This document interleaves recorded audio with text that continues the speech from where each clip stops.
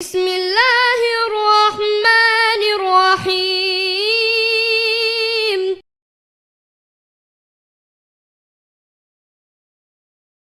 आज lecture number 3 interference and direction of light को discuss कर रहे हैं।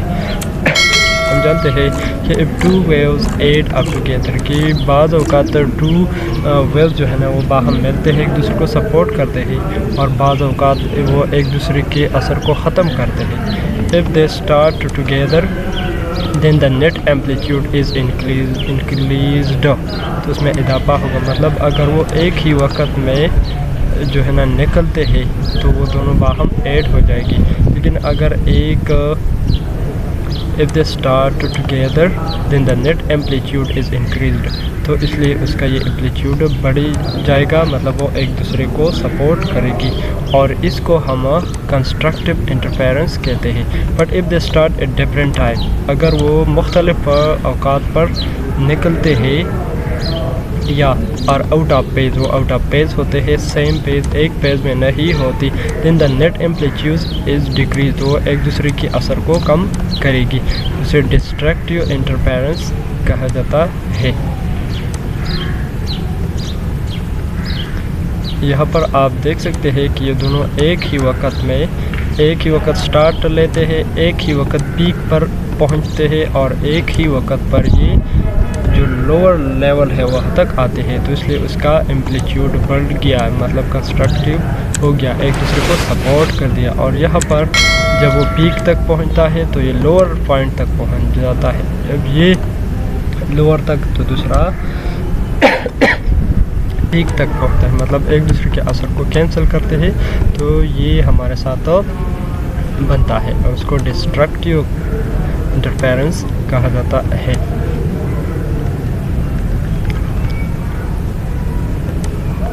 Although any wave from different sources interfere, मुख्तलिफ सोर्सेस जो वेव्स आ रहे हैं वो इंटरफेयर कर रहे हैं।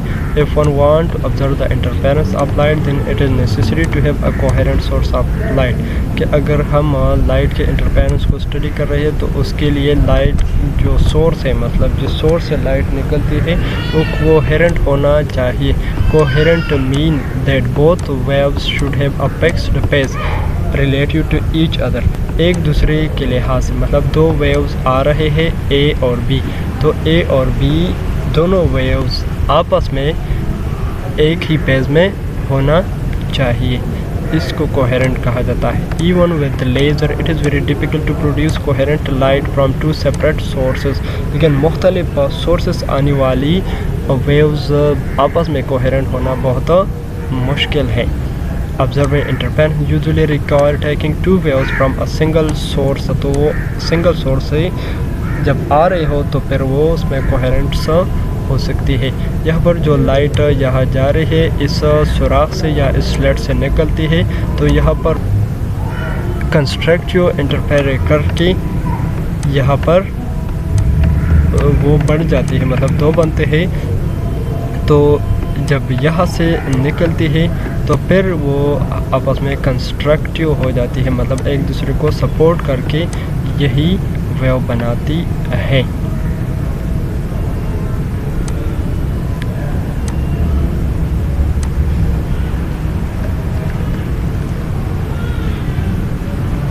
यहाँ पर हमारे साथ है when wherever there is a bright fringe constructive interference has occur, जब हमारे साथ कंस्ट्रक्टिव इंटरफेरेंस हो तो ब्राइट फ्रिंज आएगी, अगर हमारे साथ डिस्ट्रक्टिव इंटरफेरेंस हो देन वह डार्क फ्रिंज होगी। Light reach this point from both S1 and S2 but it will take different amounts of time, मतलब वो मुख्तलिफ पॉइंट से आ रहे तो वो एक ख़ास डिफरेंट अमाउंट्स ऑफ टाइम वो मुख्तलिफ औकात पर वहाँ पहुँच जाएगी। Hence there will be a phase difference, तो उसमें एक पेज डिफरेंस होगी दैट वी कैन कैलकुलेट।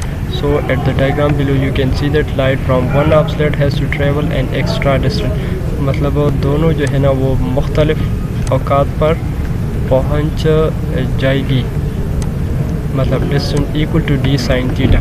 अगर एक यहाँ पर है तो दूसरा हमारे साथ डी साइन थीटा कुछ फासले पर होगी, मतलब दोनों एक ही पेज पर हो तो दोनों यहाँ से, लेकिन एक अगर यहाँ है तो दूसरा कुछ ख़ास फासले पर होगी, क्योंकि दोनों मुख्तलिफ टाइम पर आएगी। पेज डिफरेंस है और सेम पेज पर नहीं है।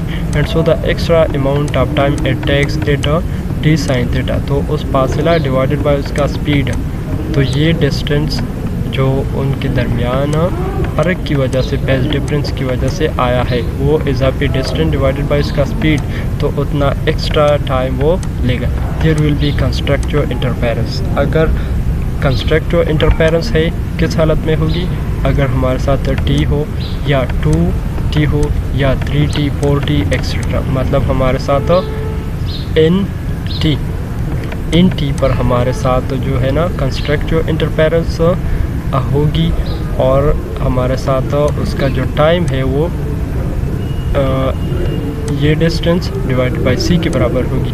तो distance divide by c is equal to n t constructive interference की सूरत में हमारे साथ बनेगी। टाइम, तो टाइम हमारे साथ डिस्टेंस डिवाइडेड बाय स्पीड के बराबर होती है, और कंस्ट्रक्टिव है तो इसलिए हमारे साथ एन टी आएगी। और हम जानते हैं कि c is equal to lambda v and t is equal to 1v।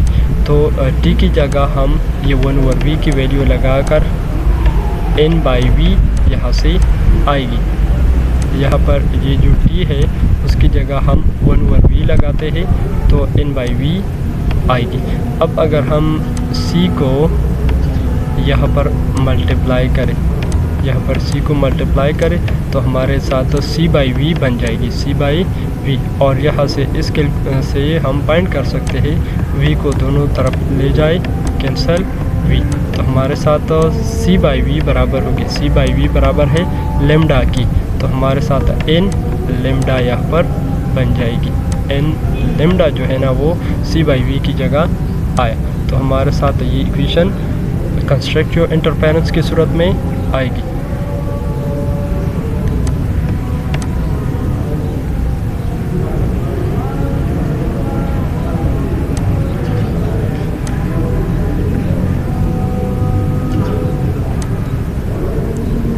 What about for destructive interference? तो डिस्ट्रक्टिव इंटरफेरेंस हमारे साथ t/2, 3t/2, 5t/2, मतलब n+1/2। n अगर हमारे साथ 0 है तो t/2 आएगी, अगर n हमारे साथ 1 है तो 3/2t, अगर n 2 है तो 5/2। तो इस रिलेशन के मुताबिक d sine theta is equal to n+1/2 lambda, इसी की सेम है, इसके बराबर है, लेकिन n हमारे साथ अब डिफरेंट आएगी। वहाँ पर t के मल्टीपल में n आ रही थी, अब n+1/2 की मल्टीपल में t आ रही है। यहाँ पर हमारे साथ 2 स्लेट्स विद सेपरेशन डिस्टेंस ये है, क्रिएट इंटरफेरेंस हमारे साथ 2.3। पहले हम उसके दरमियान जो डिस्टेंस है वो फाइंड करते हैं, उसको हम टेंजेंट इनवर्स y/l, y हमारे साथ टेंजेंट इनवर्स 0.12, तो 12 distance, central is linear distance of 12 centimetre from 8। तो हमारे साथ 12 जो है मीटर को हमने कन्वर्ट कर दिया सेंटीमीटर, 0.12 आता है। और इसी तरह हमारे साथ जो 2.3 मीटर अवे, हमारे साथ 2.3 l आ गया, तो इससे 3.0 डिग्री। इस तरह अब हम जानते हैं कि n lambda is equal to d sine theta, तो लेमडा की वैल्यू हम फाइंड कर सकते हैं डी साइन थीटा। डिस्टेंस हमारे साथ यहाँ पर 8.5 है, डिवाइडेड बाय n हमारे साथ 10 ब्राइट रेंज की, तो 10 it's the sign angle. Calculator से सॉल्व कर दें तो यही वैल्यू हमारे साथ आएगी। यहाँ पर ये आप खुद रीड कर लें। यहाँ पर एक और है 5 नंबर टॉपिक कि when light fall upon a thin film of सोपी वाटर ऑयल एट्सेट्रा, मतलब हमारे साथ वाटर है और उसके ऊपर हमने कुछ तेल डाला, वाटर है और उसके ऊपर कुछ तेल का एक लेयर है पेट्रोल या डीजल का, तो वो भी हमारे साथ थोड़ा कलरफुल नज़र आएगा। तो उन दोनों का जो डिफरेंस है उसकी वजह से हमारे साथ फेज डिफरेंस की वजह से उसमें मुख्तलिफ कलर आएगी, क्योंकि उसमें फेज डिफरेंस लाइट आ रही है तो दो लेयर्स है, एक पानी का है और दूसरा तेल का है, तो दोनों के दरमियान हमारे साथ जो डिफरेंस होगी फेज डिफरेंस, इस वजह से मुख्तलिफ कलर्स उसमें नज़र आती है और उसका जो फेज डिफरेंस हमारे साथ कंस्ट्रक्टिव की सूरत में ये और डिस्ट्रक्टिव की सूरत में ये आएगी। इसी तरह मज़ीद भी और यहाँ पर एक्सप्लेन की है कि हमारे साथ ये परस करें वाटर है और उस पर एक डीजल या पेट्रोल या तेल का एक लेयर है, तो वो अपने आप को मज़ीद बारीक से बारीक तर बना रहा है। तो ऑयल जो है कुछ जगह में मोटे होंगे और कुछ जगह में बहुत पतले होंगे। जब लाइट उस पर पड़ती है तो उसके दरमियान डिफरेंस फेज डिफरेंस होगी, मोटी जगह से एक एंगल पर, तो जहाँ वो बहुत बारीक हो चुकी है तो वहाँ पर दूसरी एंगल पर वो रिफ्लेक्शन करेगी, इसी वजह से मुख्तलिफ कलर्स हमें नज़र आती है। तो यहाँ पर एक्सप्लेन कर रही है interference is why thin film give rise to colour, a drop of oil floating on water spread out until it is just a few micron thick, अपने आप को बारीक कर रही है।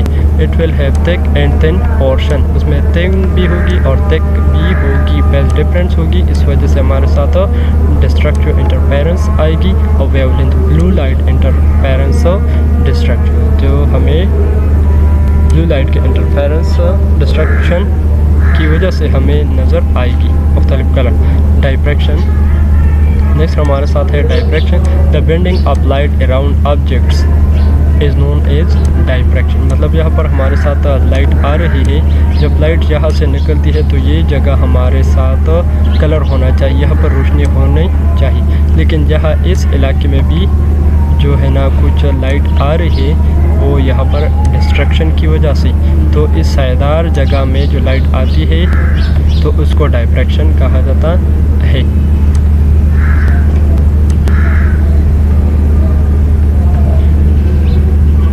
इसी तरह यहाँ पर भी है कि let's work out the condition necessary for diffraction of light from a single slit with reference to the figure. Imagine that a wave is incident from the left, it will cause secondary wave to be radiated from the edges of the slit.